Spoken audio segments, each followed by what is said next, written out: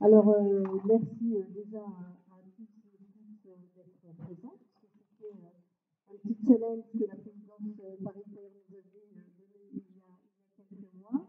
Je rajouterai, puisque Louis Charbonnier est très humble, mais ces apprentis en mécanique VI, en fait, ils sont meilleurs apprentis de France. Ils en ont trois. Et ils vont concourir au World Skills au mois de septembre dans cette division-là. Donc, en plus, on a vraiment des très bons apprentis. Alors, je reviens à notre sujet.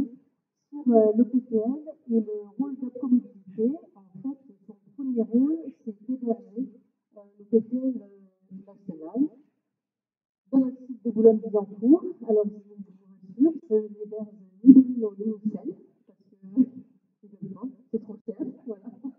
Mais c'est vraiment l'association en tant que telle, en fait, qui est hébergée au niveau de l'OPCO, puisqu'il faut que l'instance qui héberge cette association soit paritaire.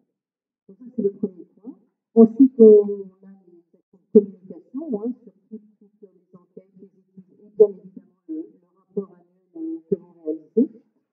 Nous avons une contribution au niveau de la rédaction du rapport. Donc, je dirais que tout le socle est réalisé par l'AFP et toutes les études, toutes les enquêtes en fait, qui sont menées par l'AFP.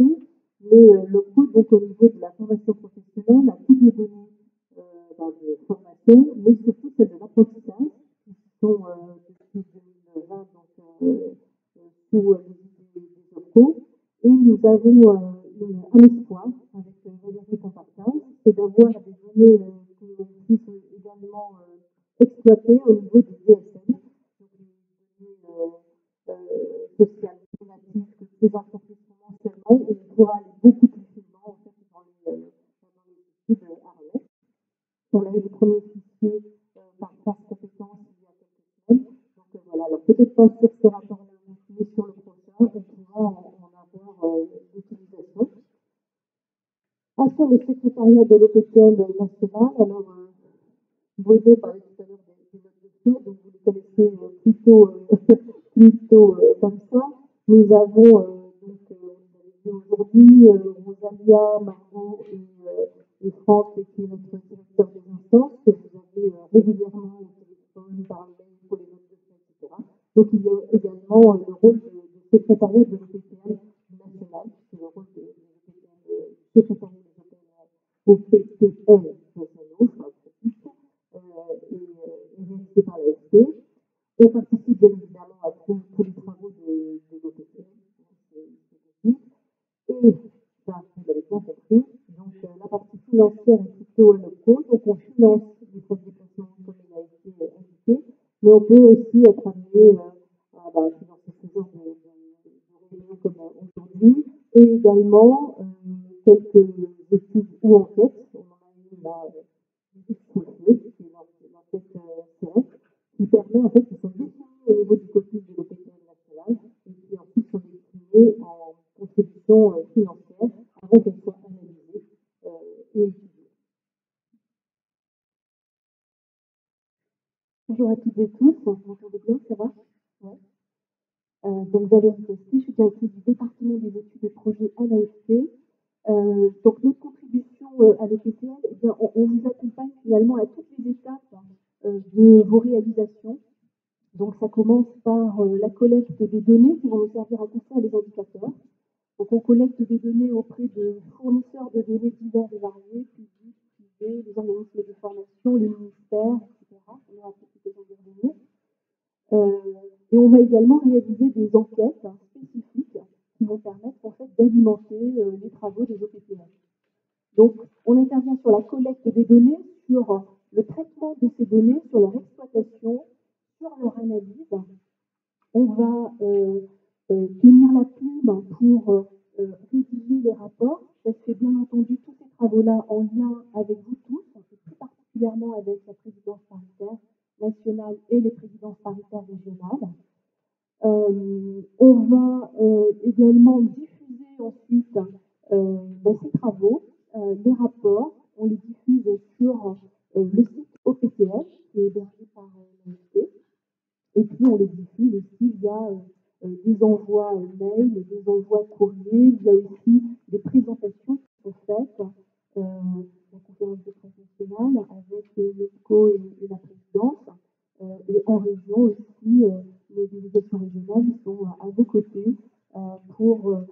représentation auprès des acteurs institutionnels, des prescripteurs, des financeurs de la formation, tous les acteurs de l'emploi.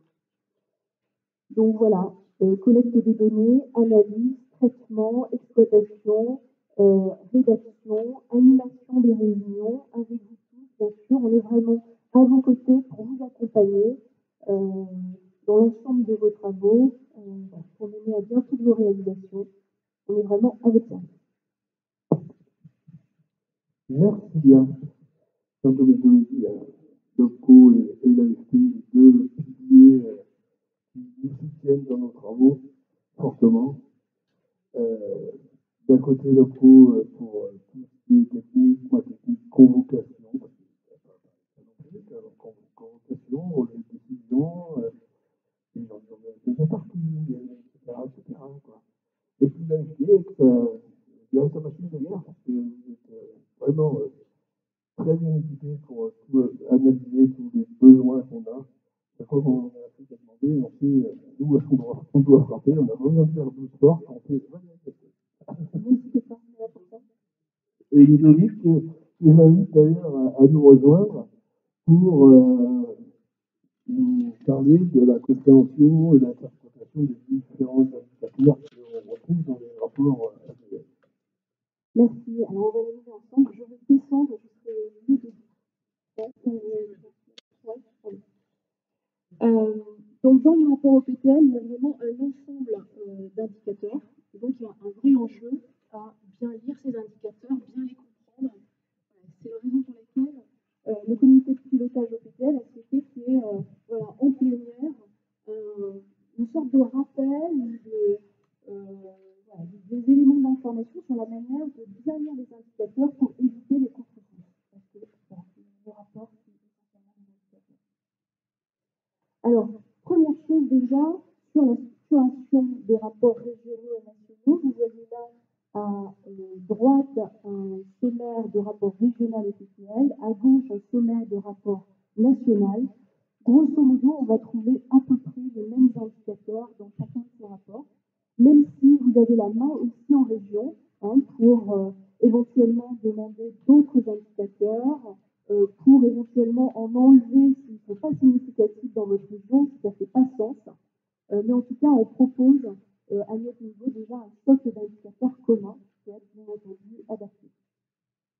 Et vous allez trouver dans ces rapports donc des indicateurs qui sont sur des formats variés. Il va y avoir des tableaux avec des valeurs absolues. Donc ça permet d'avoir des volumétries. On va avoir des tableaux avec des valeurs relatives. Donc là, c'est pour avoir des proportions, en fait. On va avoir des graphiques. Dans les graphiques, on a par exemple les pyramides des âges, dans le chapitre démographique. On va avoir des courbes pour souligner des évolutions, pour montrer des tendances dans le temps, des mises en série. On va avoir des histogrammes. Donc ça, c'est ce qui est représenté, c'est un histogramme. On va avoir aussi des camemberts pour montrer comment se répartit une variable entre différentes modalités. Ça, ce sont en fait les principaux formats d'indicateurs qu'on va trouver dans le rapport. Sur la construction de ces indicateurs. Alors, ces indicateurs, on les a tous construits en les dimensionnant au périmètre de l'OPTL, c'est-à-dire au périmètre de la branche des transports routiers et activités auxiliaires. Donc, pour ce faire, en fait, nos indicateurs, ils sont basés sur ces codes NAP, là, ce sont des codes APE qui correspondent chacun à des secteurs d'activité. Et certains de ces secteurs d'activité, on applique en fait une forme d'ajustement. En fait, on les redresse, on redresse les chiffres qui nous sont notamment communiqués par les pouvoirs publics pour tenir compte du fait que certains codes d'activité ne sont que pour partie dans la branche. Donc, par exemple, le code d'activité 90Z, activité de sécurité privée, eh bien, on va appliquer un pourcentage sur les statistiques publiques de sorte à essayer de prélever ce qui, au sein de ce secteur d'activité, activité de sécurité privée, correspond en fait au transport de fonds et de valeurs. Idem pour la location, on va enlever du secteur de la location tout ce qui a trait à la location de véhicules de loisirs. Donc, on va ajuster ce code-là. On va ajuster aussi le code affrètement et organisation des transports pour finalement ôter tout ce qui relève de l'organisation des transports maritimes, aériens, éventuellement ferroviaires et fluviaux. Et sur le 52.10b, entreposage et stockage non frigorifique, là aussi, les statistiques publiques, on va les retraiter pour ne prendre que la partie qui concerne en fait l'entreposage pour autrui, pour tiers. Donc là, vous avez le périmètre de l'OPTN, c'est le périmètre de la convention collective. D'où viennent nos données Alors, il y a des données d'enquête, j'en ai parlé. Au niveau de l'AFP, on fait des enquêtes auprès des entreprises, auprès des établissements de formation, auprès des sortants de formation. L'Opcomobilité fait également des enquêtes auprès des sortants de formation. Donc, on compile toutes ces données-là, on les consolide. Donc, il y a des enquêtes qui sont réalisées spécifiquement. Et puis, on va collecter un grand nombre de données. On va collecter des données auprès des ministères, ministère de la Transition écologique, ministère en charge des transports, ministère de l'Éducation nationale, ministère du Travail, ministère de la Santé, pour tout ce qui concerne le transport sanitaire et les ambulanciers.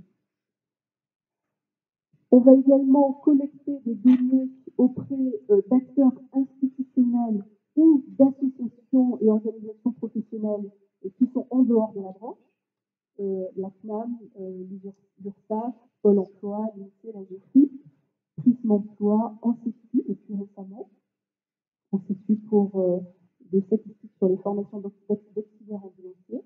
Et puis, on va également consolider des données qui sont les données des organismes des branches sur leurs propres activités, leurs propres travaux, leurs propres études.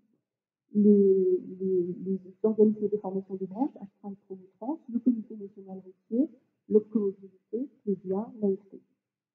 Donc là, vous voyez nos principaux fournisseurs de données, ceux qui sont vraiment récurrents, ceux que l'on mobilise tous les ans au niveau national, en tout cas, pour constituer le rapport, sachant qu'en région, parfois, vous pouvez aussi avoir des statistiques qui viennent du conseil régional, qui peuvent venir de l'ADREAL ou voilà, d'autres en fonction des besoins qui ont pu être exprimés localement. Donc, comme je vous le disais, il y a vraiment un enjeu à essayer de ne pas mésinterpréter les données, à les lire et en faire une restitution la plus fidèle possible. Alors que dans un rapport au PPL, c'est semé d'embûches en fait. Il y a plein de pièges partout, on peut se tromper à plein d'endroits dans la lecture des indicateurs. Et donc, on vous propose une sorte de mise en pratique. On va vous présenter des situations concrètes, des cas concrets où les indicateurs peuvent être parfois un peu piégeux.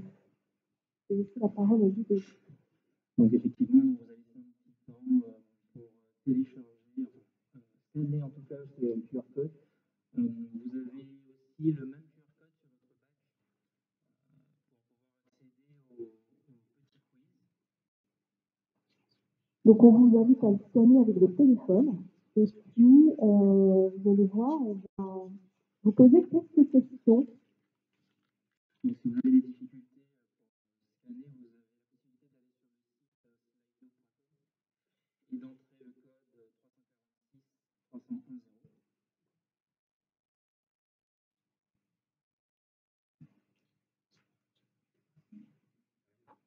310. C'est normal. Alors, effectivement, il n'est pas actif parce que vous allez avoir accès aux questions uniquement lorsque je vais passer la slide pour qu'on puisse y réfléchir un petit peu. Donc, ce sera en live. Non, le code, on peut le mettre dès maintenant. Dès que vous avez la page ouverte, ce sera en attente.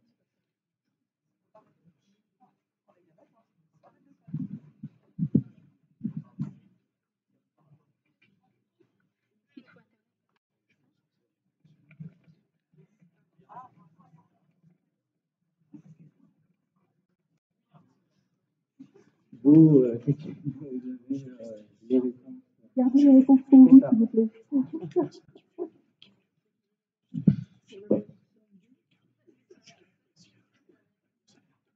Les mieux sont clairs, les réponses.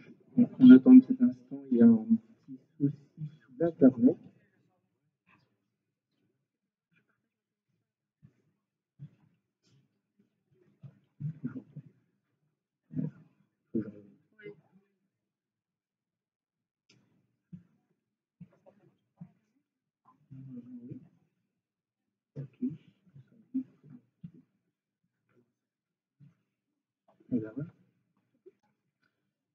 Alors maintenant, si vous avez scanné le QR code, vous devriez avoir le graphique et la question sur votre droite.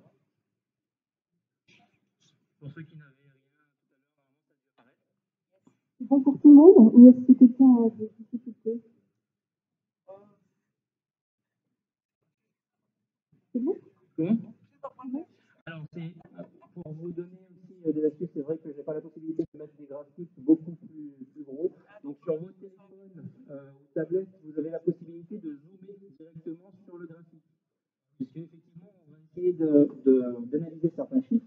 Donc, c'est pas mal de pouvoir voir le graphique pour donner les bonnes réponses. Vous avez la possibilité, du coup, de répondre. Lorsque vous avez répondu, c'est une réponse à choix unique. Lorsque vous avez répondu, rien ne va se passer. Donc, vous allez cliquer simplement sur le bouton envoyer. Il va devenir un petit peu grisé et ce sera simplement le temps d'attendre que tout le monde puisse voter et passer à la suite au résultat. Réfléchissez bien, ne vous C'est ça. précipitez pas. Donc, je vais quand Prenez un même. peu de temps à réfléchir. Ici, nous avons en fait un graphique de répartition des salariés par sexe selon les catégories socioprofessionnelles. Donc, que permet de dire ce graphique? Réponse A, 28% des employés sont des femmes. Réponse B, parmi les techniciens et agents de maîtrise, il y a plus de femmes que d'hommes. Ou réponse C, 5% des hommes sont des techniciens ou agents de maîtrise.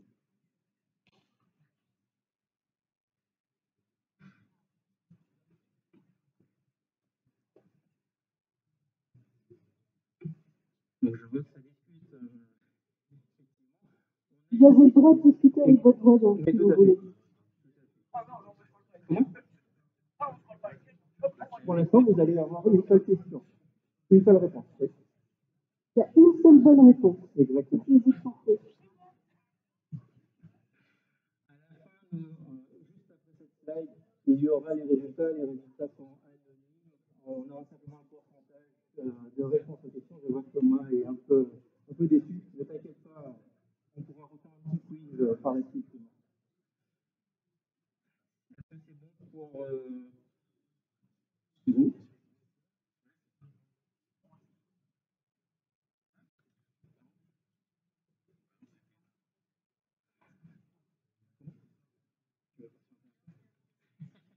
Alors, effectivement, on essaye toujours de vous mettre un petit piège pour que ce ne soit pas forcément le plus simple, le plus évident, parce que c'est ce que vous allez rencontrer en fait au niveau de vos rapports.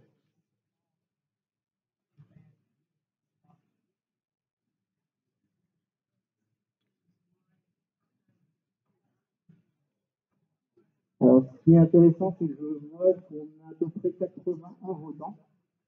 Alors, c'est déjà pas mal. Ça continue d'augmenter.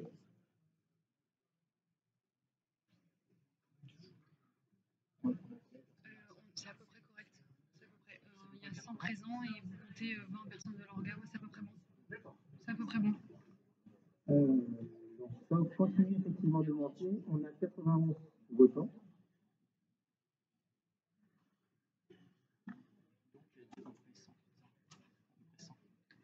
Non, mais les 100, ça comprend les personnes de l'orga qui jouent pas, qui sont là. Donc là, vous devez pas être mal normalement. On a quasiment toute la salle qui a voté. Donc, si vous en êtes d'accord, je vais passer au résultat. C'est bon, tout le monde a compris. En fait, on ne voudrait pas créer de frustrés. Donc, si vous souhaitez répondre toujours, il n'y a pas de souci, dites-nous, on attend. Je vois qu'il y a un petit groupe quand même de têtes qui se sont réunis par là-bas pour avoir les bonnes réponses.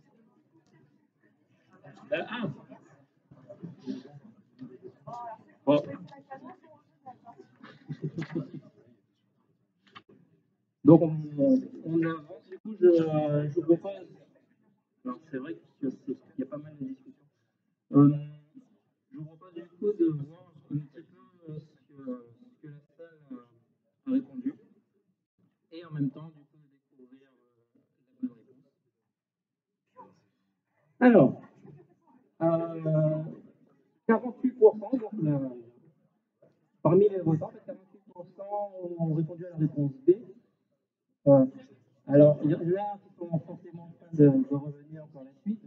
28% des employés sont des femmes, enfin 27% de la salle a répondu que 28% sont des femmes. Et la C, petit à petit, bon, on voit que ça commence à évoluer, mais c'est bien, c'est un travail d'équipe. Vous avez vu que vous vous étiez trompé, donc vous pouvez modifier cette réponse. C'est pas mal. Non, mais sur un site initial, c'est peut-être la réponse avant qu'elle soit arrêtée. Exactement. Mais tout à fait. Mais il n'y a pas, ça ne sera pas noté. Je ne vous l'ai pas dit, mais j'ai les noms de ceux qui ont modifié leur réponse. Je vais vous faire venir. Non, je plaisante, je plaisante. Donc, pourquoi ce n'est pas la réponse A? Donc, la réponse A, en fait, on a cherché à analyser 28%, 28% sur ce graphique. Si on prend la phrase 28% des employés sont des femmes, en fait, on peut la dire d'une manière un peu différente. On peut la dire sur 100 femmes, sur 100 employés, 12 sont des femmes. 28 sont des femmes. Ah bah oui, voilà. Vous voyez, vous suivez. Le principe est le même lorsque vous entendez en fait, dans les sondages, pour reprendre simplement quelque chose qui m'est arrivé récemment, j'ai entendu avec le contexte actuel un sondage Ipsos où un des chiffres disait que 57% des Français ont un avis positif sur la police. Dit différemment, sur 100 Français, 57 ont un avis positif sur la police. Donc les Français, en fait, sont la population étudiée. Sur le graphique, nous voyons que la barre rouge, en fait, représente les femmes et non uniquement les employés. La population étudiée est donc les femmes. De plus, si nous additionnons les pourcentages des barres rouges, nous obtenons 100%. Bon, vous pouviez déjà le déterminer sans forcément faire de calcul. Donc, sur 100 femmes, 28 sont des employés. Ou encore, 28% des femmes sont des employés. Effectivement. Alors, parfois, c'est une super remarque. Parfois, vous allez avoir sur certains graphiques du 99% ou du 100%. Exactement. C'est parce que vous pouvez vous retrouver en fait, dans des cas un peu mathématiques où on est à l'arrondi et qu'on arrondit au supérieur, vous pouvez avoir une somme qui n'est pas égale forcément à 100%. Mais effectivement, cette remarque, elle revient souvent. Et lorsqu'on présente des chiffres, on peut lister des chiffres. C'est pour ça que généralement, on met des petites annotations en expliquant qu'à cause de l'arrondi, on n'a pas forcément du 100%.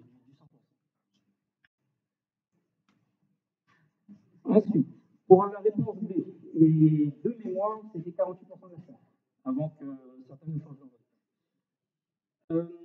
Pourquoi, en fait, on ne peut pas dire que parmi les techniciens et agents de maîtrise, il y a plus de femmes que d'hommes? Donc, en fait, ce graphique ne peut pas nous le dire, parce que même si 12% est bien supérieur à 5%, en nombre, on ne peut pas le dire, car on ne connaît pas le nombre total de femmes et d'hommes sur lesquels est appliqué respectivement 12 et 5%. Mais dans le rapport au PTN national, on a un graphique complémentaire qui permet de le dire sans calcul. Et exactement. Sinon, effectivement, il faut jongler en fonction des pages. Donc, ce graphique, en fait, si on regarde la catégorie technicien et agent de maîtrise,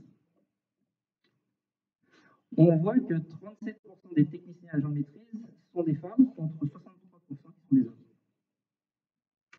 Sans avoir à faire de calcul, nous savons que les hommes sont plus nombreux que les femmes techniciens et agents de maîtrise.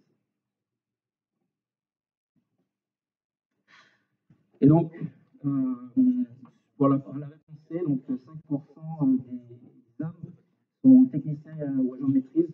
Là, du coup, vous avez exactement la même logique que ce que je vous ai présenté sur première slide. Donc ce 5%, si on prend la phrase 5% des hommes sont des techniciens ou agents maîtrise, on sait que sur 100 hommes, il y en a 5 qui sont techniciens ou agents maîtrise. Donc pareil, on voit exactement sur le graphique qu'on est bien sur les hommes, sur le nombre d'hommes. Alors, c'est la deuxième question. Attention, celle-là, elle est assez difficile pour le coup. Comment? Effectivement. C'est tout à fait possible. Comme j'ai pas souvent l'occasion, c'est un peu mon jour.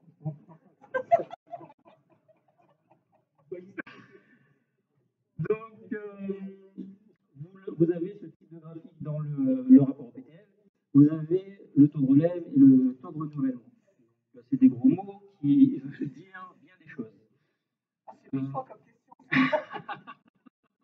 Et c'est pas terminé.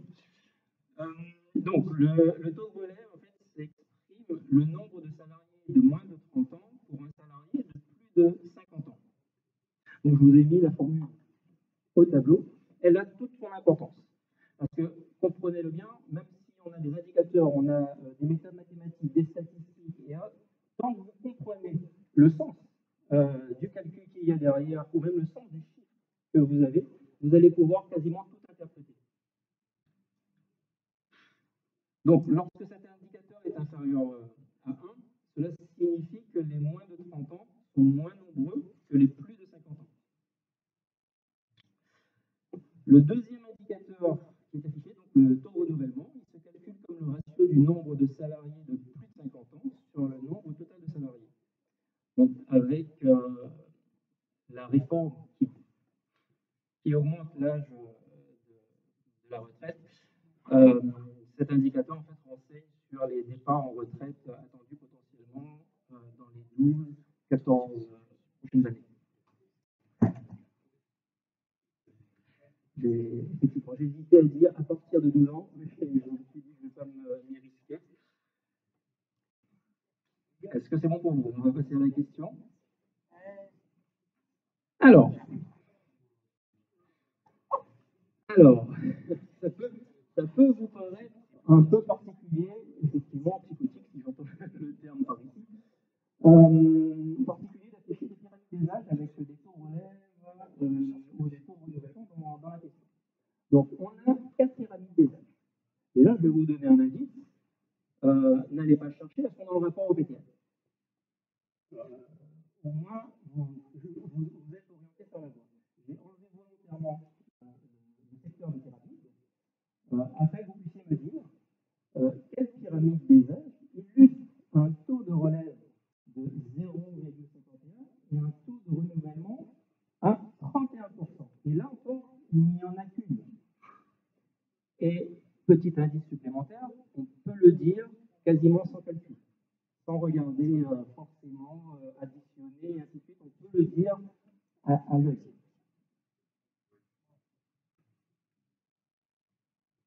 Alors les votes sont un petit peu plus timides, donc on va laisser peut-être un petit peu plus de temps sur cette question. Pour rassurer un peu tout le monde, pour moi, c'est la plus difficile. Il y en a encore une trentaine de questions qui arrivent. Non, nous avons encore uniquement 3 questions. En gros, celle-là.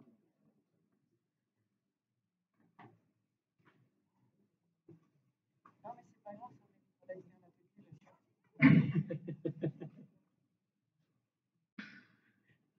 Donc, le nombre de votants augmente tout doucement, 15 votes. 20 votants.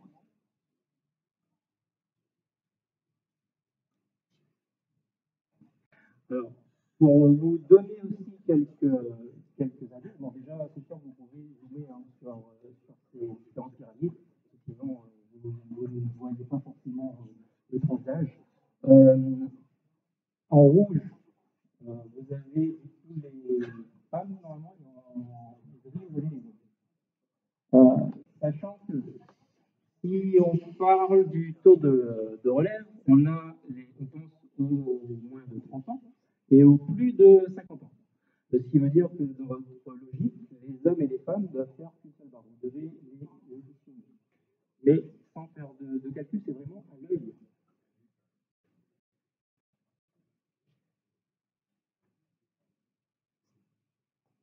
Donc on est presque à la moitié de la salle. De toute façon, on ne prendra pas de modification. Hein. Il faut répondre à la réponse.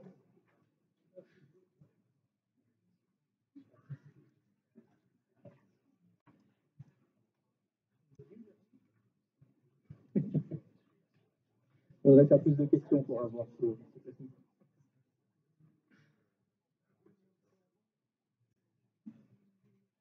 Je vois qu'il y en a qui ont sorti du coup le rapport européen, effectivement. C'est aussi festival. Et de toute façon, comprenez bien aussi, hein. Là, je vous ai présenté deux indicateurs, ou trois indicateurs du coup un peu différents. Vous avez le taux de relève, le taux de renouvellement et une pyramide des âges. Et tout l'intérêt en fait du rapport, c'est de prendre tous les indicateurs que vous voyez, de les lier et de pouvoir sortir des analyses. Donc, ce que vous êtes en train de faire en cherchant différents indicateurs et ainsi de suite, c'est effectivement la bonne piste. Petite information avant de passer à la réponse, le fait que ce soit dans un secteur ou dans l'autre ne vous aidera pas.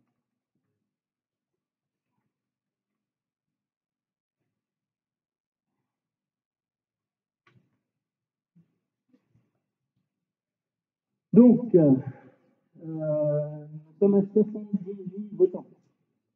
Comment 80? Effectivement, plus que 2, ce serait bien d'avoir toute la salle. 85?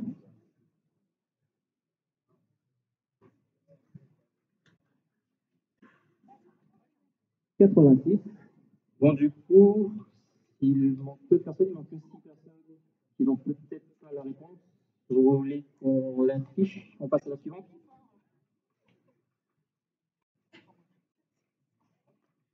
Ok. On se passe du coup à 89. Ah, 90. Bon, même ceux qui vont changer de réponse, vous pouvez voter, il n'y a pas de souci.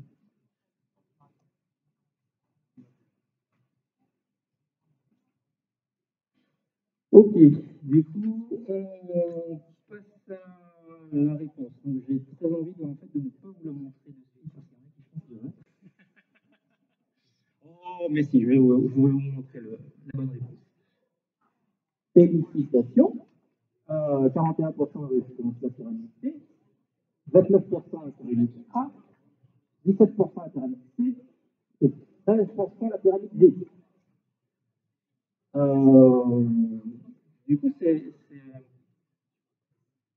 qui serait intéressant, c'est de savoir comment vous avez fonctionné. Je vais vous livrer le fonctionnement. Alors, tout d'abord, qu'est-ce qu'on a? On a un taux de relève de 0,51. Ça signifie quoi? Ça signifie que les moins de 30 ans sont 2 fois moins nombreux que les plus de 50 ans. En fait, avec cette information-là, c'est pour moi l'information la plus capitale. Donc, pour 10 salariés de 50 ans, il y a environ 5 salariés de moins de 30 ans. Donc, dit autrement, les moins de 30 ans sont 2 fois moins nombreux. Pour le taux de renouvellement, c'était 31%. Ça signifie que près d'un tiers en fait, des salariés ont plus de 50 ans. Sur la pyramide A, nous voyons en fait que les moins de 30 ans sont peu nombreux. Alors, effectivement, dans l'énoncé, dans ce que je vous ai dit tout à l'heure, donc ils sont 2 fois moins nombreux que les 50 ans. Et non, il n'y a pas de souci. Il y a du challenge comme ça. Et ce que je vous affiche là, on voit clairement qu'il ne représente pas la moitié en fait, des plus de 50 ans. Vous voyez les deux ellipses sur les moins de 30 ans, on voit clairement que ça ne représente pas du tout la moitié des plus de 50 ans. Et il semble même que cette pyramide, en fait, c'est la pyramide du transport routier de voyageurs. dans le rapport. Le fait de savoir que c'était cette pyramide, en fait, ça vous donnait des indications, mais ça ne vous donnait pas forcément la réponse. Donc, cette pyramide, en fait, elle a le taux de relève de 0,1. Ça signifie que les salariés de moins de 30 ans sont 9 fois moins nombreux que ceux de plus de 50 ans. Et le taux de renouvellement du transport routier voyageurs est à 57%. Donc, plus d'un salarié sur deux a plus de 50 ans. Donc, vous voyez, là, il n'y a pas eu besoin de calcul pour le. Vous voyez nettement qu'en déduisant ce que c'est qu'un taux de relève, un taux de renouvellement, on peut se dire que ce n'est pas cette pyramide. Ce n'est pas du tout celle-là. La pyramide D. Donc, c'est exactement le même principe. Les moins de 30 ans semblent aussi nombreux que les plus de 50 ans. Donc, ils ne sont pas deux fois moins nombreux, ils sont aussi nombreux, quasiment. En tout cas, c'est l'effet qu'on a sur la pyramide. C'est la pyramide des âges du déménagement. Donc, alors du coup, là, il y a un spécifique, ça s'est affiché en même temps. Le déménagement, vous avez un taux de relève de 0,71. Ça signifie quoi? Ça signifie que 7 salariés de moins de 30 ans pour 10 salariés de plus de 50 ans. Le taux de renouvellement de 28%, c'est 28% des salariés ont plus de 50 ans. Donc, le taux de renouvellement vous donne des informations, mais c'est sûr que là, avec les chiffres en face du taux de relève et la pyramide des âges, vous pouvez vous dire qu'ils sont quasiment aussi nombreux, donc à 0,7. On a 7 salariés de moins de 30 ans pour 10 salariés de 50 ans. La pyramide C, alors, cette pyramide, je dois être très honnête avec vous, j'ai hésité à la mettre dans le quiz. Pourquoi? Parce que ceux qui ont choisi la pyramide D, moi je vous aurais donné un point pour le coup.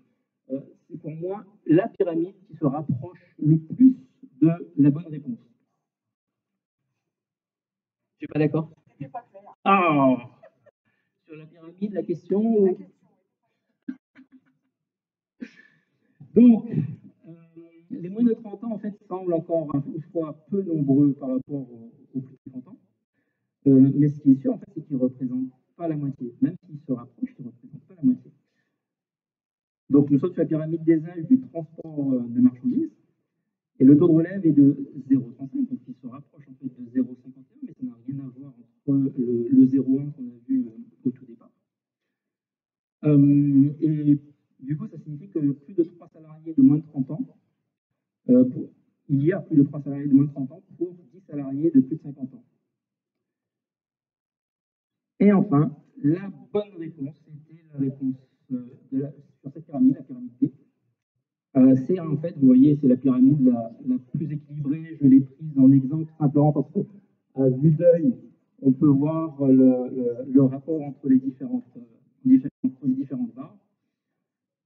Donc, on est sur la pyramide des âges du transport sanitaire, avec bien le taux de relève à 0,51, donc plus de 5 salariés de moins de 30 ans pour 10 salariés, et le taux de renouvellement 31%. Alors, donc sur cette thématique, en fait, dans le rapport, comme je vous ai dit tout à l'heure, tous les indicateurs s'analysent un peu ensemble globalement. On peut faire des allers-retours, comme expliquait Nancy tout à l'heure. Il y a un tableau qu'on a mis, par exemple, en valeur absolue sur les tranches d'âge des conducteurs. Donc là, on est plus sur les effectifs par secteur d'activité et pour la branche. Donc, il faut vous dire aussi, en comité de pilotage au PTL, on se heurte aussi à ces petits soucis. Est-ce qu'on met une pyramide des âges? Est-ce qu'on met un tableau en valeur absolue? C'est vrai que parfois, mettre que des tableaux en valeur absolue rendrait le rapport peut-être plus parlant si on regarde chaque chiffre, mais un peu indigeste si vous n'avez que ça pendant sur les 100 pages du rapport.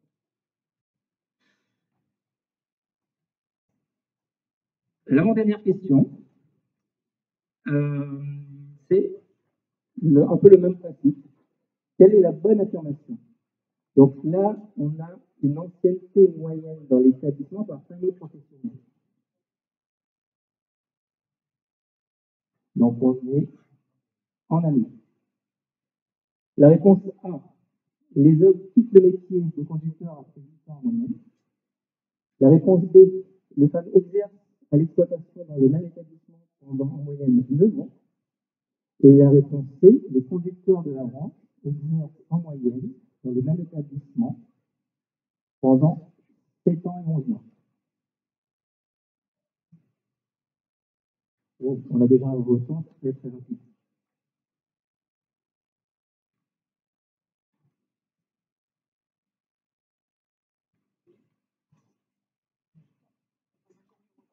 Ça augmente tout doucement, on est à 2.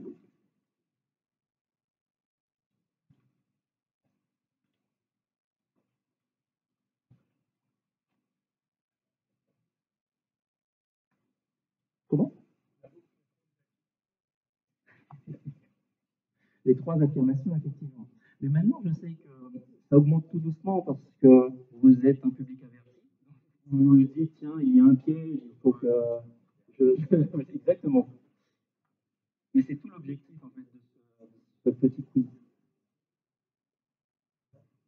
Alors, sachez aussi que ce que je vous montre là, ce sont les remontées que vous me faites, en fait, via les délégations de l'AFP, sur les incompréhensions des graphiques. Donc, ce type de questions, ça vient directement, en fait, de tous les OPTR régionaux.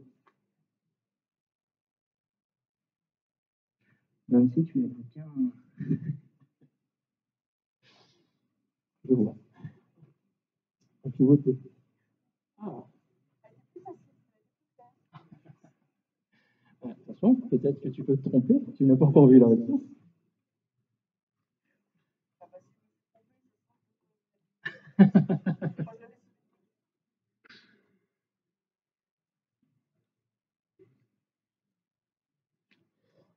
Donc on a 48 votants. Ouais. 55, ça bondit d'un coup. Il y a peut-être un groupe qui a trouvé une réponse directement.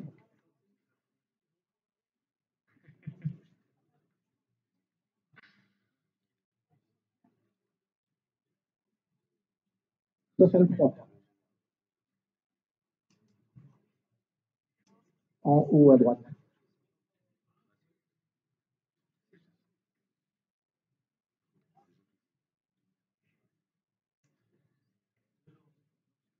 « 70.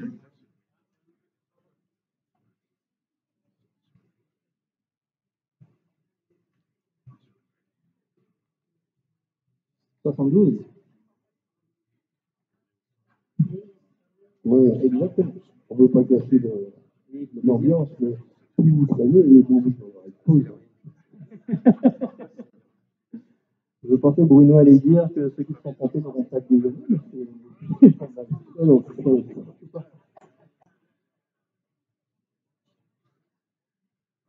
Donc, 75 votants.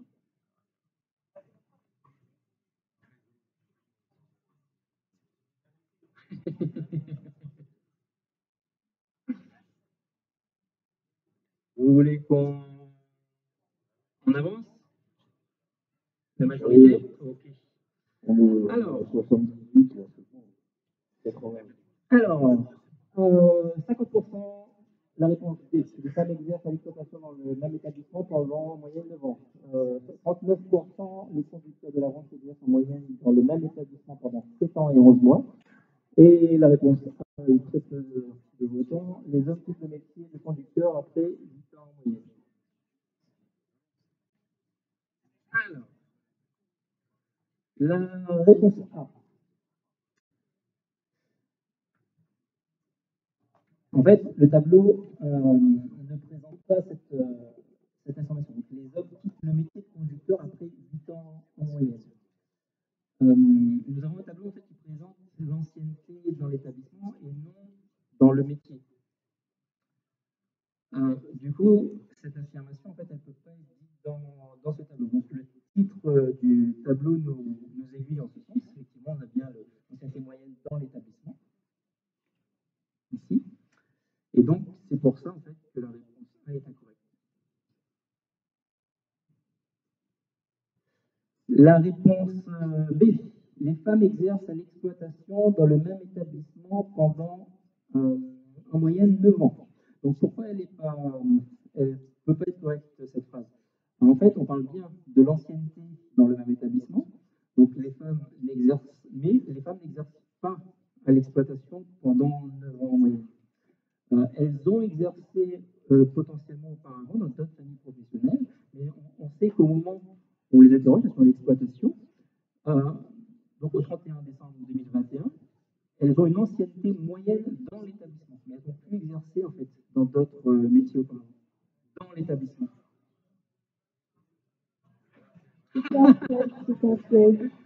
Alors, je ne vais pas me faire des amis, je tiens à manger ce soir quand même. Merci, est-ce que tu t'es... Je vais manger, effectivement. Donc,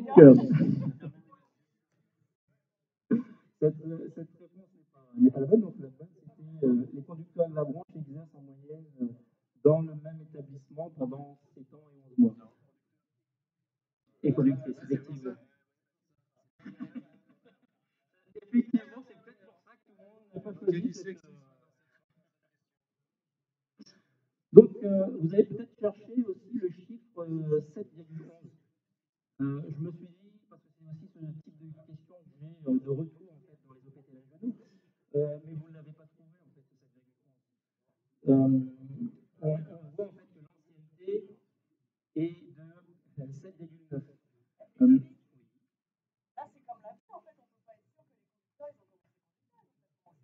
Exactement. Exactement, ils ont peut-être commencé maintenant.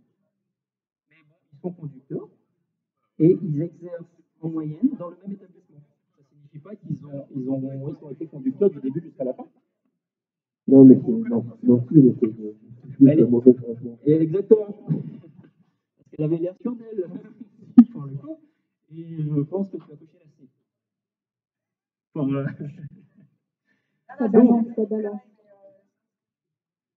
donc, je vous ai mis simplement le petit calcul. En fait, le petit raisonnement logique, c'est quoi? Oui, c'est ça.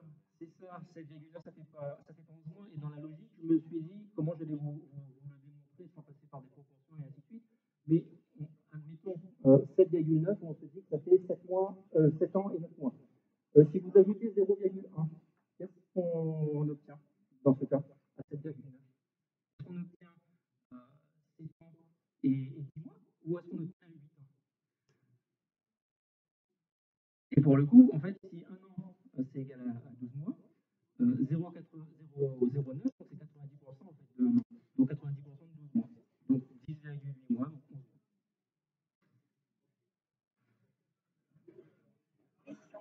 Alors. C'est pas simple, le simple, là. Sinon c'est pas drôle. Hein. Exactement. C'est effectivement possible, mais mettre toutes les virgules, à mon avis, ce serait illisible après. Donc, pour la dernière question. Celle-là, elle est fatidique, attention.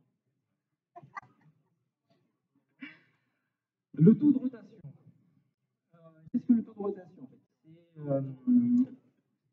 Il est égal à la somme des recrutements et des départs divisé par 2 fois les effectifs totaux. Là, vous avez tous, vous maîtrisez tous en fait le turnover.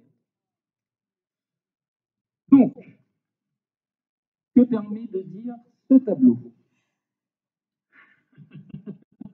C'est la dernière question, s'il faut encore. C'est du courage, quoi. Exactement. On ne lâche rien. Réponse A. En 2021, plus d'un salarié sur 5 a été renouvelé dans la branche. Réponse B. En 2021, la branche a augmenté ses embauches par rapport à 2020. Et réponse C. En 2021, le transport routier voyageurs a détruit de l'emploi. Alors attention, c'est vraiment avec ce tableau qu'on peut dire ces affirmations. A, B ou C.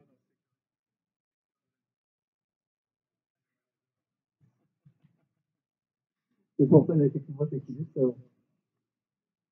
Moi qui puisse détruire des emplois dans d'autres secteurs, je suis persuadé. Mais...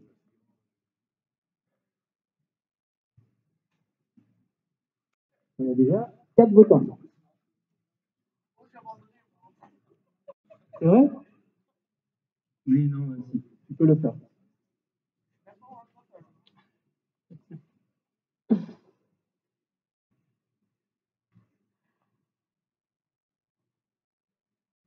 On est à 10 votants, 11 votants.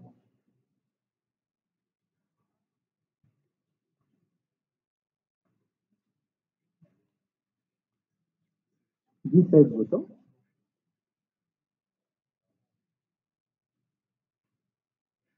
Alors, si vous voulez, vous pouvez me poser des questions à part quelle est la bonne réponse. Alors, quelle est la mauvaise réponse? Bonne logique. Je suis en train avec toi. Je vois ça.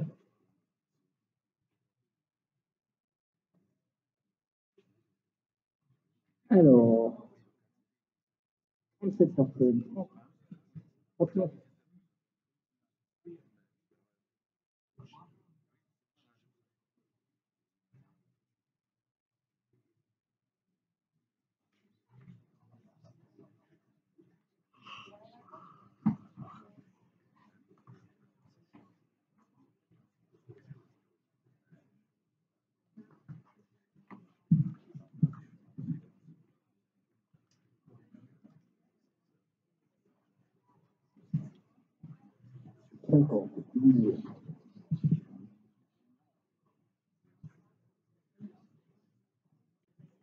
Alors.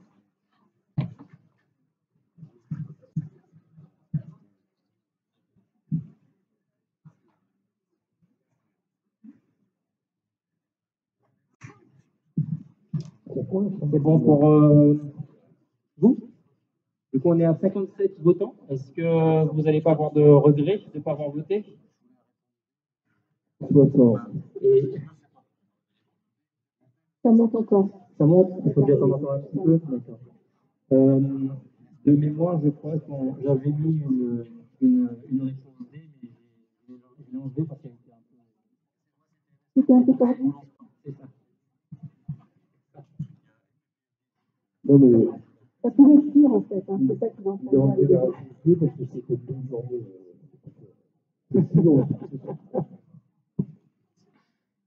Donc, on est à 73 répondants. C'est bon pour tout le monde. Oui, c'est ça.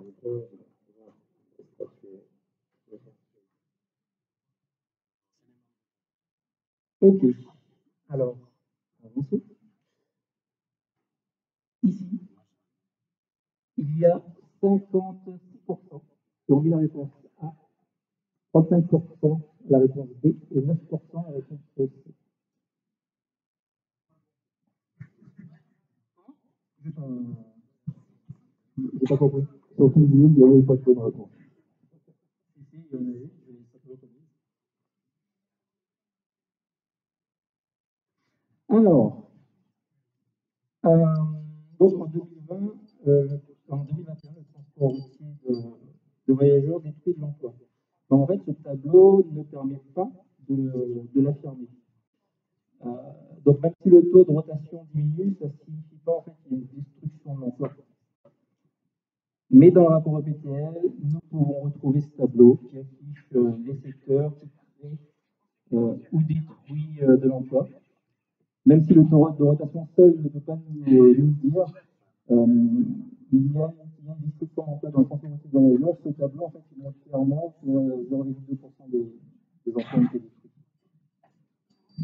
Donc, l'autre affirmation, c'était que la branche a augmenté ses embauches par rapport à 2020.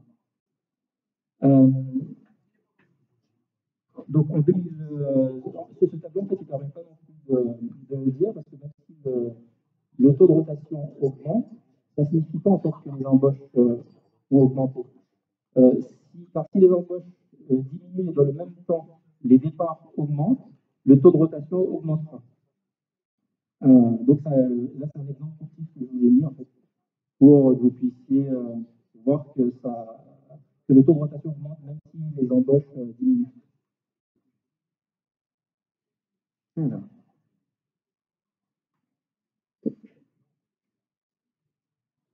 Et la bonne réponse, du coup, c'est vrai que je ne vous l'ai pas mis. Je me rends compte, la slide ne s'affiche pas. Ah ah. Du coup, c'est laquelle la bonne? Exactement, c'était là. Donc, plus d'un salarié sur 5 a été renouvelé. Bravo, félicitations. Félicitations parce que c'était vraiment difficile. Exactement. Bravo. Exactement. Merci Ludovic. Ben, je t'en prie.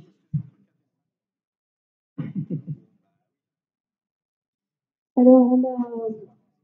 Donc, là, ce qu'on voit, en fait, il faut vraiment être vigilant quand on lit le rapport au PPL et quand on cherche à interpréter les indicateurs.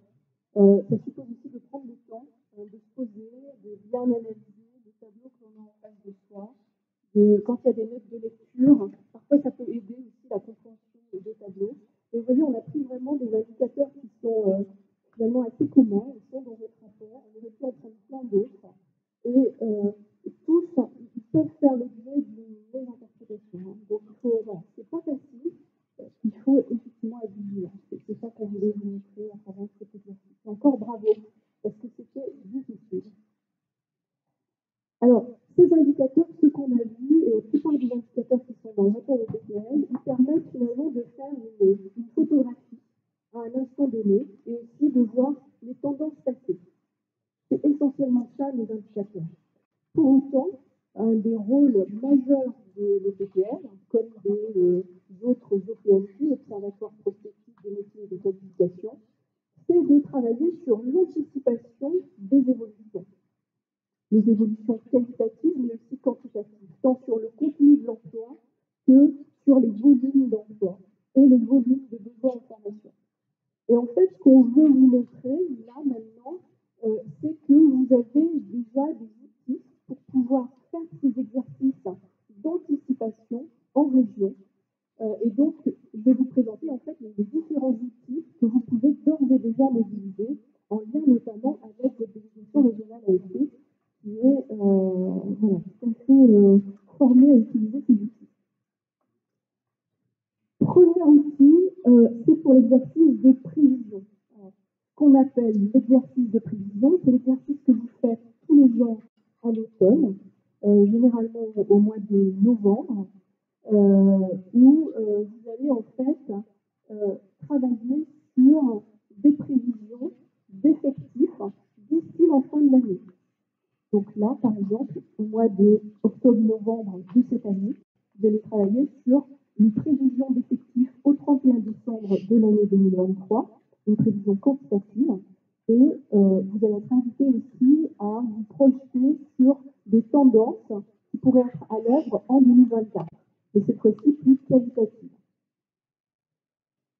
Comment est-ce qu'on réalise ce travail de prévision dans les EPPL? On les réalise sur la base d'une part des informations que vous avez, de vos avis, que l'on confronte avec des statistiques que l'on a pu recueillir au plan national, au plan régional, et qui permettent d'alimenter les discussions que vous pouvez avoir en région, en EPPL, pour établir ces prévisions.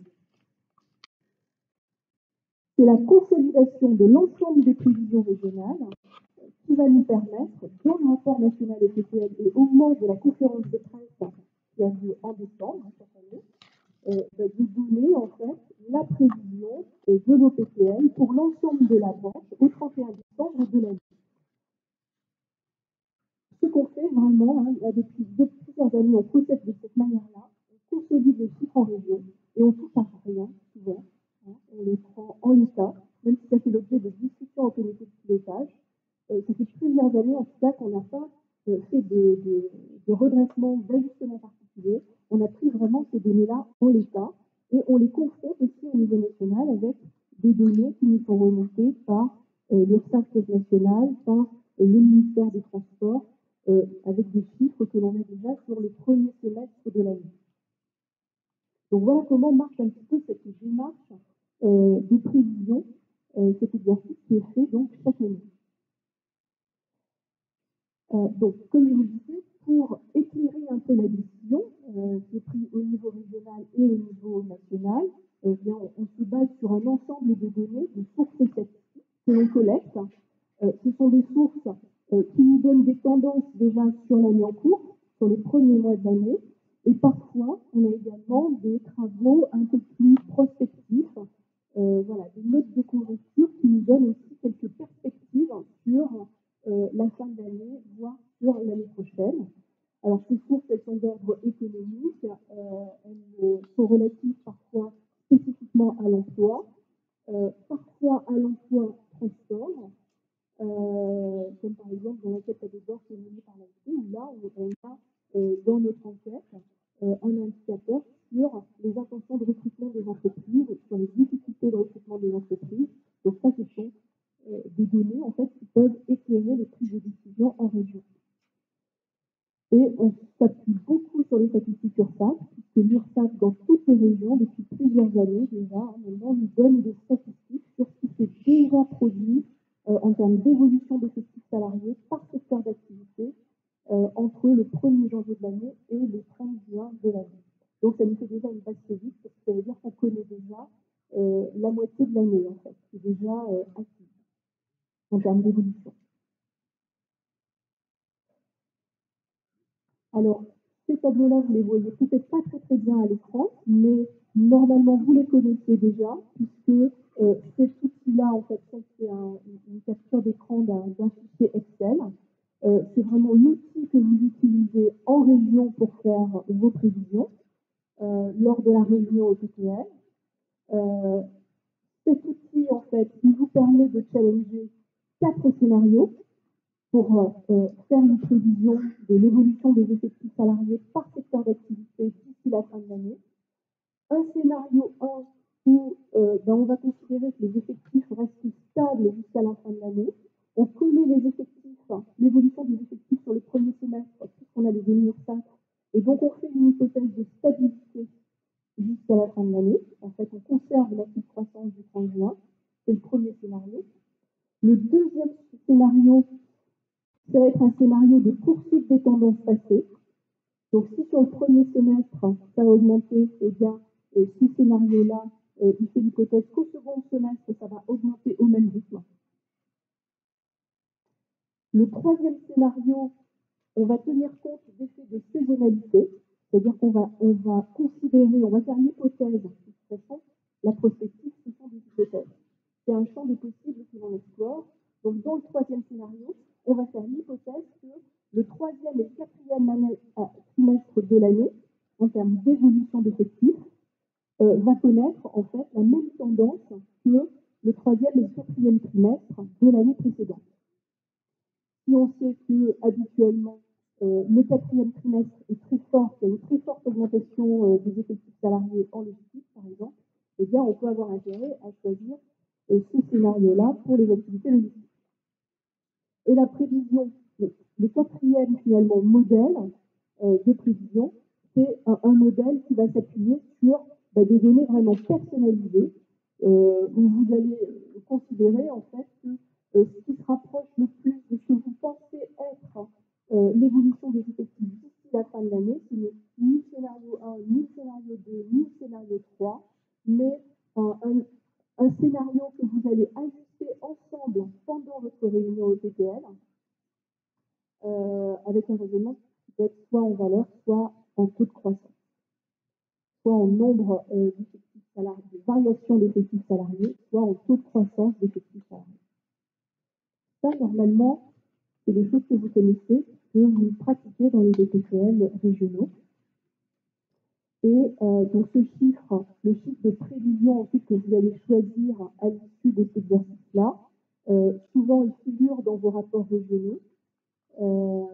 Et la consolidation va figurer aussi dans le rapport national. Dans le rapport national, on ne reprend pas tous les chiffres régionaux des prévisions, mais on les consolide. Et donc, c'est des éléments qu'on va retrouver dans le rapport national, dont vous avez le sommaire à gauche dans le chapitre prospectif, et sommaire à droite des rapports régionaux dans le chapitre dynamique de l'emploi. C'est là qu'on va retrouver ces chiffres de prévision.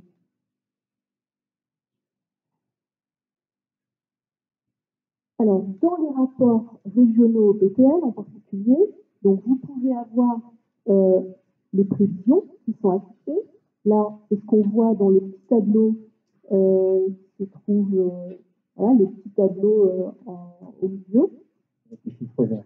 Voilà, les petits chiffres verts. On voit l'estimation des effectifs au 31 décembre. Donc, ça, donc là, ici, on a pris un extrait du dernier rapport régional en Centre-Val de Loire avec ses prévisions. Et en dessous, vous voyez un autre graphique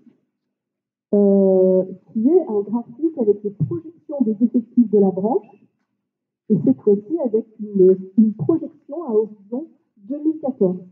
Donc au moment où cet exercice a été fait, on était encore en 2024, pardon, 2024. Au moment où cet exercice a été fait, on était encore en 2022. En 2022, les seuls chiffres qui sont connus en matière d'effectifs salariés, ce sont les chiffres du 31 décembre 2021. Donc ici, dans cet exercice de projection, finalement, on a fait une anticipation sur 3 années que l'on ne connaît pas.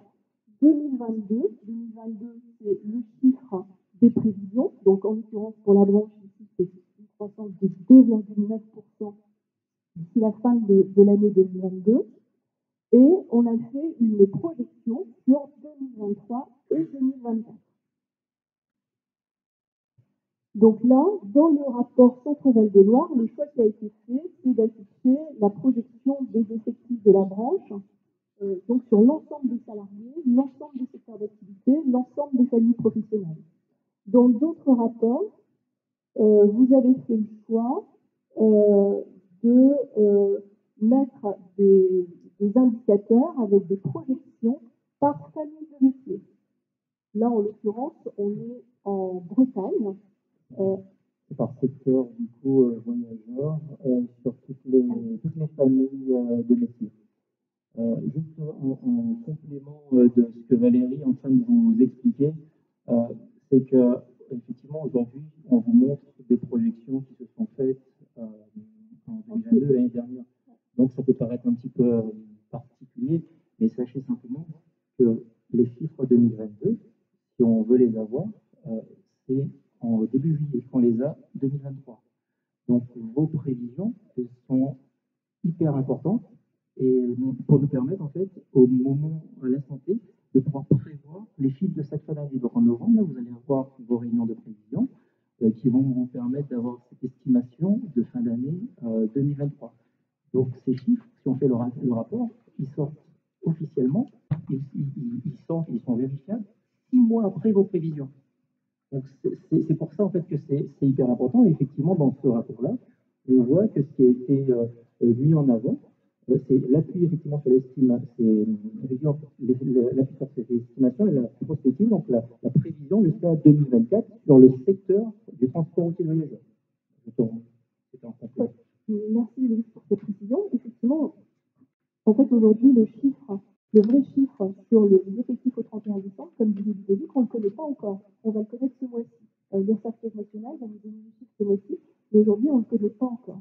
Donc, cet exercice de prévision, il permet vraiment d'avoir des chiffres 6 mois avant de connaître vraiment officiellement le vrai chiffre. Et en général, on ne se trompe pas, en fait. En tout cas, au niveau national, il y a relativement peu de décalage. Et quand il y a un décalage, finalement, on se rend compte que souvent, il est du même ordre que celui que va nous annoncer l'URSSAF. Parce que l'URSSAF, là, ils vont nous donner un chiffre ce mois-ci pour des effectifs au 31 décembre 2022, mais l'année prochaine, dans un an, ils vont réviser leur chiffre. Et en fait, grosso modo, nous, le taux d'erreur que l'on a sur notre prévision, qui correspond aussi grosso modo au taux d'erreur que nous avons sur SAP et qui va réviser aussi un an après. Donc voilà, c'est vraiment quelque chose de tout à fait acceptable. Et voilà. Donc là, on a la Bretagne, et puis un autre exemple, ici en Occitanie. Donc en Bretagne, on voyait le transport routier de voyageurs, et ici, on voit des répartitions, je ne sais pas très visible, mais en fait, ce sont des répartitions par famille professionnelle, par famille professionnelle pour une famille professionnelle, en l'occurrence la conduite, en haut la conduite marchandise, au milieu la conduite voyageur, et en bas la conduite en transport sanitaire. Voilà. Donc ça, ce sont aussi des choix que vous pouvez faire en région, d'afficher l'une ou l'autre des types de projections. Hein, c'est à vous de choisir aussi le périmètre que vous voulez voir affiché en termes de prospective. Maintenant, la question, c'est comment est-ce qu'on arrive à ces graphiques-là? Comment ça fonctionne? Là, on a un autre outil. Donc là aussi, on a fait une capture d'écran qui nous permet de faire de la prospective, donc à horizon 2024. On a en fait un certain nombre de paramètres que l'on peut choisir. Et notamment, ce qu'on va choisir comme paramètre, donc là, on est revenu ici en Bretagne. Vous reconnaissez peut-être à gauche, en bas à gauche, le graphique en Bretagne de la projection du transport routier des voyageurs. Donc là, c'est pour l'ensemble des familles professionnelles. Et comment est-ce que ça a été construit, ce graphique-là? Eh bien, on a un outil qui nous permet de faire un certain nombre d'hypothèses. Et donc, on va paramétrer notre outil avec les hypothèses. L'hypothèse qui a été faite, là, déjà, c'est première hypothèse, on va intégrer la prévision au PTL 2022. On fait une prévision, donc forcément, on doit en tenir compte pour faire des projections sur 2023-2024. Donc, c'est la raison pour laquelle, en 2022, là, la prévision, c'était une évolution à la baisse. Donc, on voit qu'il y a une évolution à la baisse en 2022 qui est attendue, en tout cas, pour le transport routier de voyageurs. Par contre, pour 2023 et 2024, le choix qui a été fait, c'est de considérer qu'on va avoir une poursuite de la croissance au même rythme que celle que l'on avait observée avant 2022, à savoir un rythme de croissance similaire à celui de 2021. Notre outil permet de faire plusieurs hypothèses. C'est une des hypothèses qui est proposée. On peut, de toute façon, on fait des hypothèses qui s'appuient sur les tendances passées. Et on peut choisir de prolonger les tendances passées de manière linéaire. On peut prolonger les tendances passées sous la forme d'une courbe, par exemple. Ou alors, on peut introduire des scénarios un peu plus de rupture. Donc, on a ce premier outil qui vous permet, en fait, en région, finalement, de jouer. Hein. Ça suscite des discussions. C'est ça qui est intéressant, en fait, hein, c'est d'avoir l'occasion, à travers cet outil-là, qui est un outil, de discuter, finalement, de ce qui peut impacter l'évolution des emplois dans chacun des secteurs d'activité, dans chacune des familles professionnelles. Et donc, de faire des hypothèses sur la base desquelles vous allez choisir ensuite les scénarios que vous voulez voir affichés.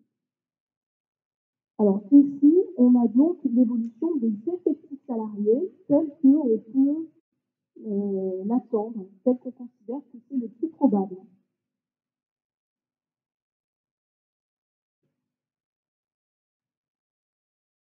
Nous, en tant qu'OPTL, si on veut faire des préconisations en termes de formation, il faut qu'on passe d'une prospective de l'évolution des salariés à une prospective des besoins en formation, et notamment en formation accès métier.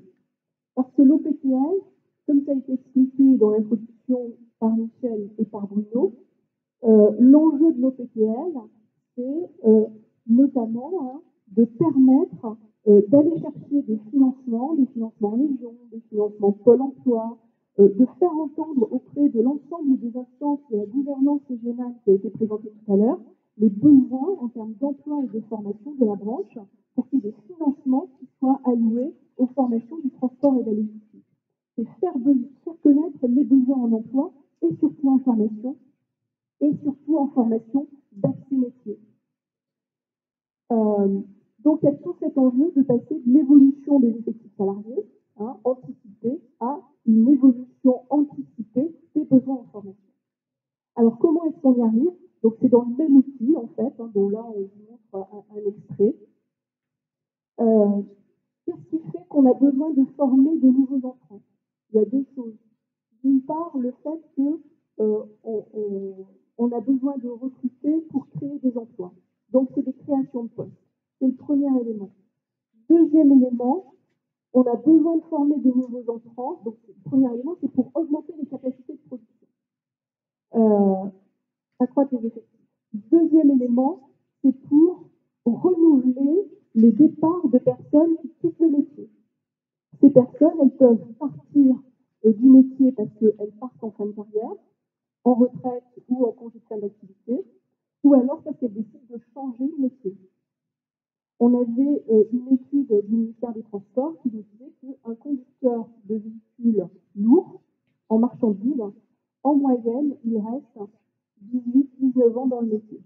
C'était une étude qui date de quelques années, ça a peut-être un petit peu changé.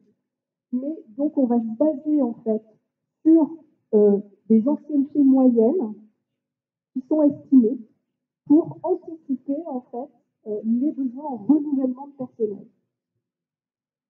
Et donc, dans ce tableau-là, en fait, on va, sur la base d'hypothèses d'ancienneté dans le métier, faire une estimation des besoins en renouvellement de personnel, départ à la retraite, départ en fin de carrière, départ à ce type de métier.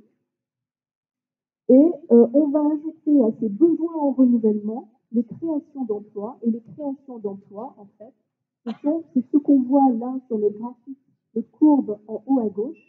On voit l'évolution de l'emploi.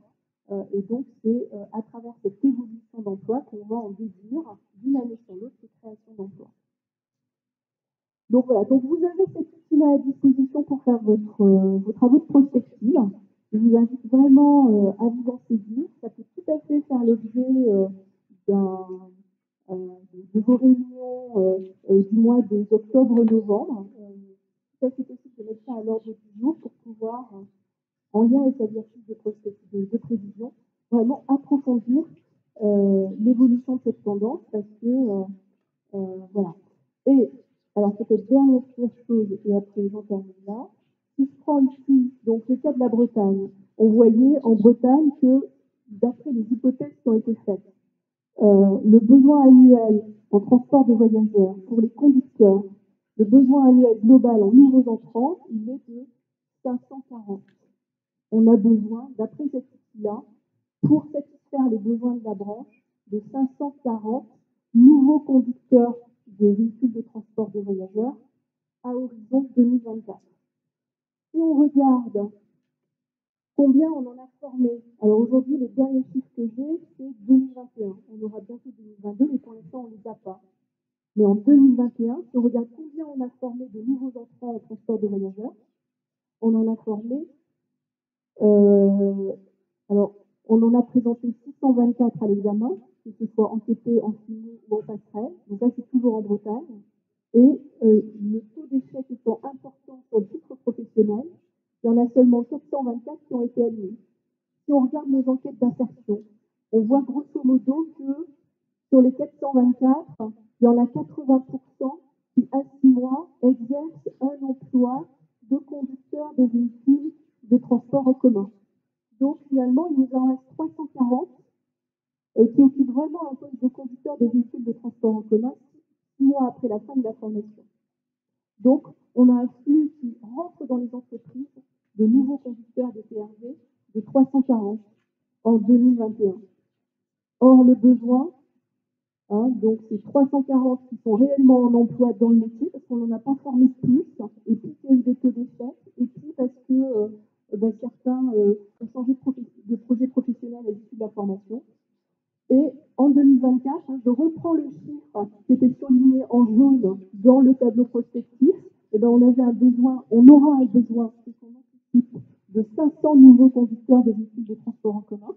Ça, c'est uniquement pour satisfaire les besoins de la branche.